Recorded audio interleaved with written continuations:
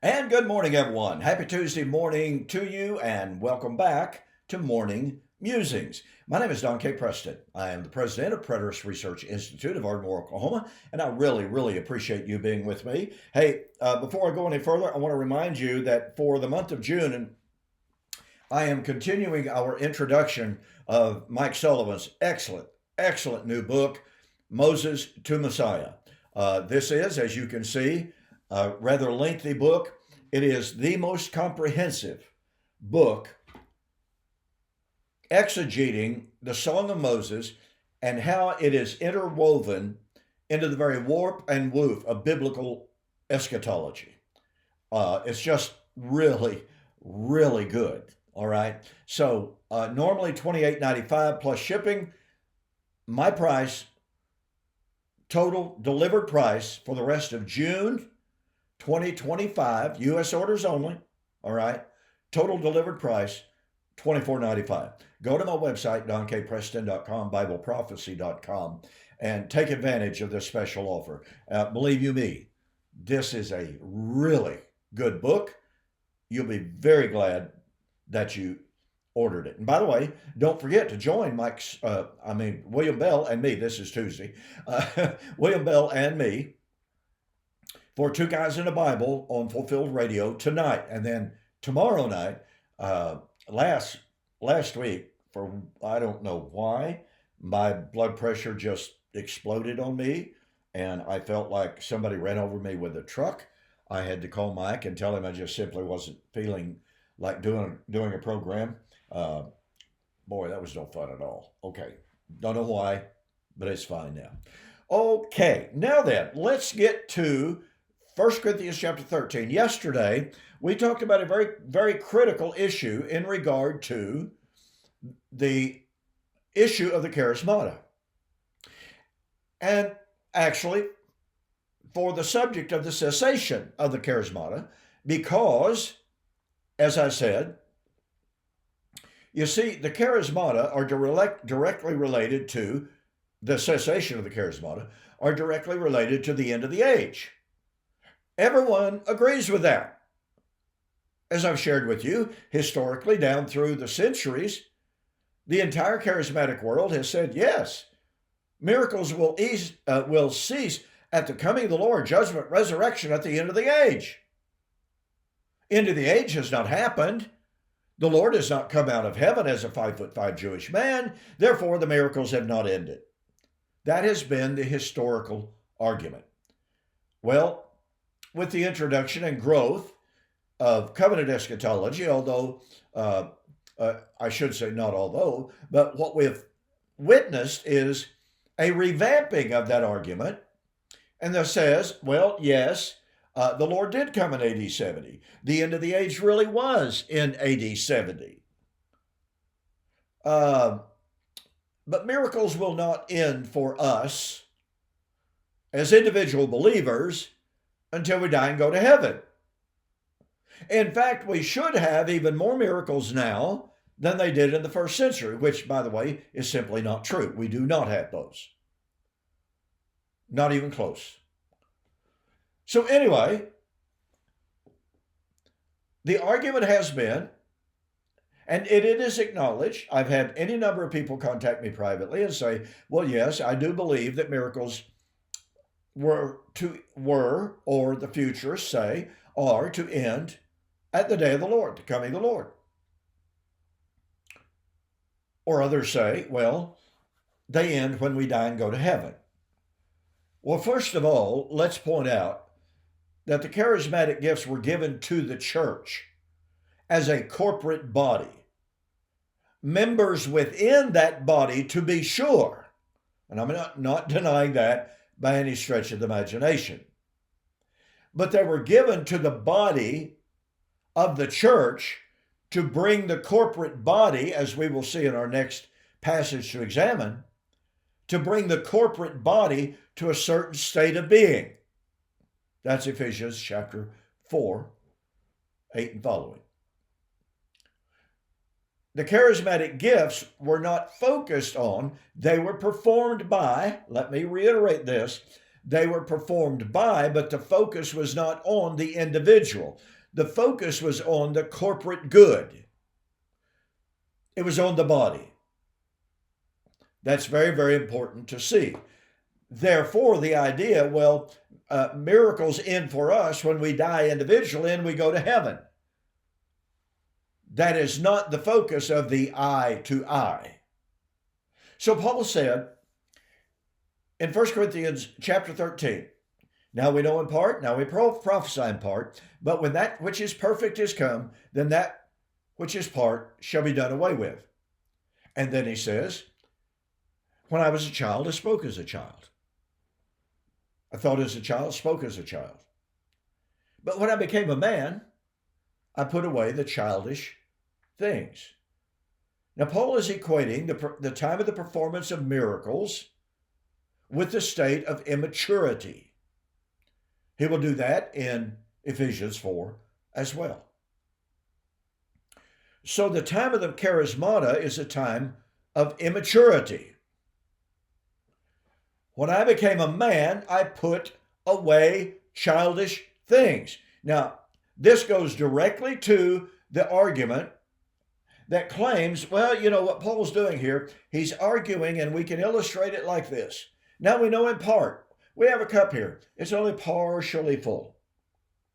We prophesy in part. But when the perfect is come, the full cup,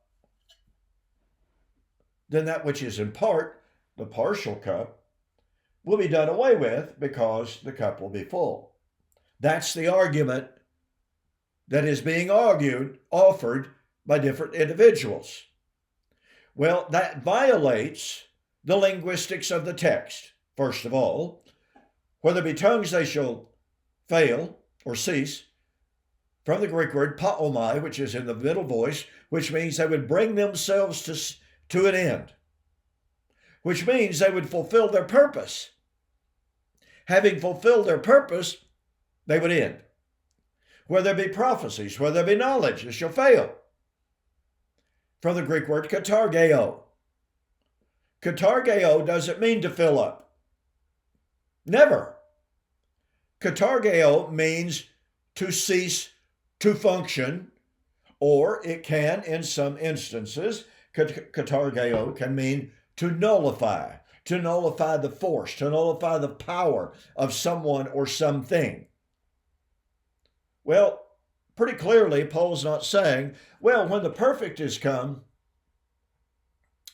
the force of the partial, tongues and prophecy, the force, the power, and effect of the miracles will cease or be nullified or be broken. No, he's not saying that at all. Katargeo in this context means to cease to function. Now then, what about this concept? When Paul says, now we know in part, we prophesy in part, but when that which is perfect is come, that which is in part shall be done away. When I was a child, spoke as a child, thought as a child. When I became a man, I put away childish things. For now we know in part. But then when? The arrival of that which is perfect. The arrival of the maturity. But then, face to face. Then shall I be known, even as I am also known. Well, this language here, ladies and gentlemen, so many times is completely misunderstood. So many times it is misinterpreted because it's misunderstood. What is this language of seeing face to face? Well, we are told, of course, what that means is, when we get to heaven, we're going to stand face to face with Jesus. Well, it certainly is language of intimacy. No doubt about that. But here's the one thing that is missing at about 99.9% of discussions of the end of the charismata. And that is the reality the undeniable reality that in 1 Corinthians chapter 13, as in all of his epistles, Paul is teaching about fleshing out and discussing God's Old Covenant promises made to Old Covenant Israel. To put this another way, the state of the face-to-face was part of the overarching single hope, one hope, that Paul says characterized the church. Now, I've already taken notice, the one hope of Ephesians chapter 4, 4 and 5. It's the Adamic hope that was carried through Abraham, carried through Moses. One hope.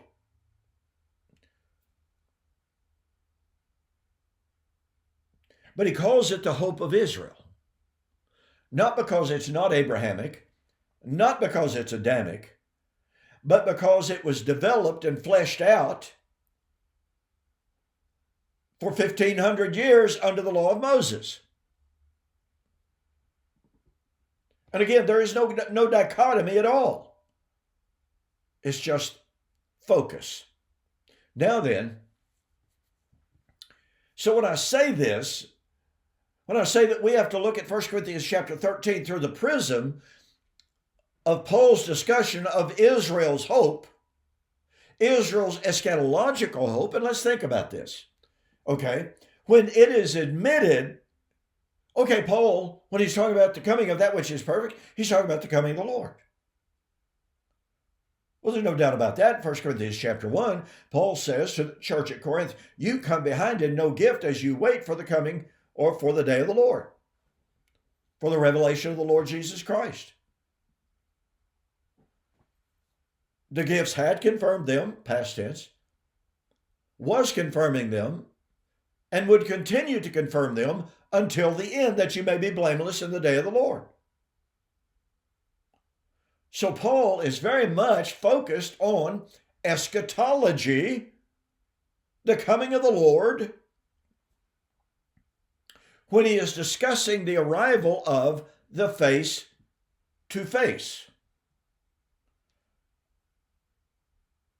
He is therefore discussing the hope of Israel.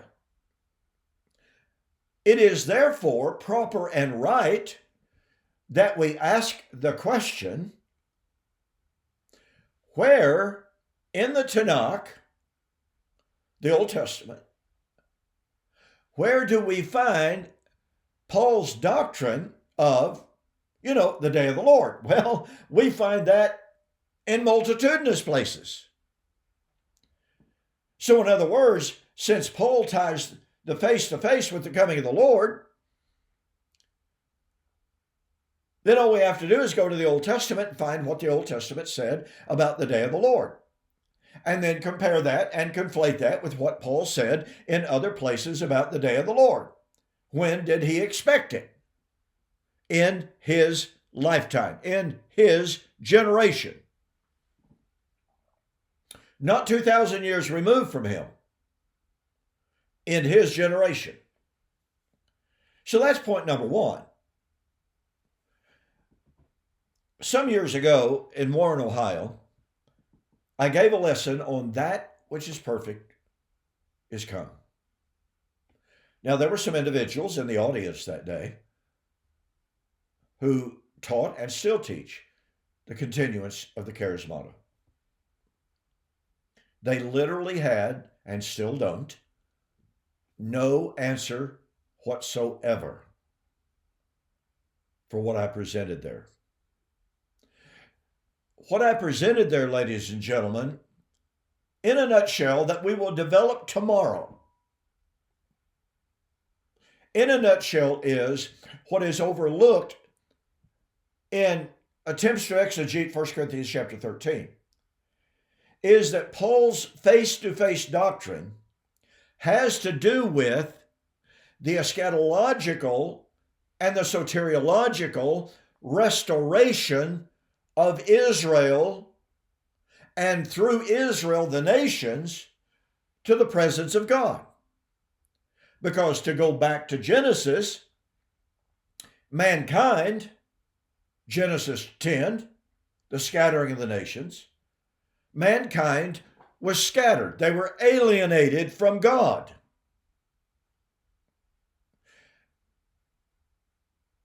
And then, of course, the 10 tribes were divorced by Yahweh. And here is, look, this is an entire study on its own. There is this concept, this motif, it is language used throughout the Old Testament, that when Yahweh divorced Israel, listen to me very, very carefully. When Yahweh divorced the 10 northern tribes, he turned his back on them.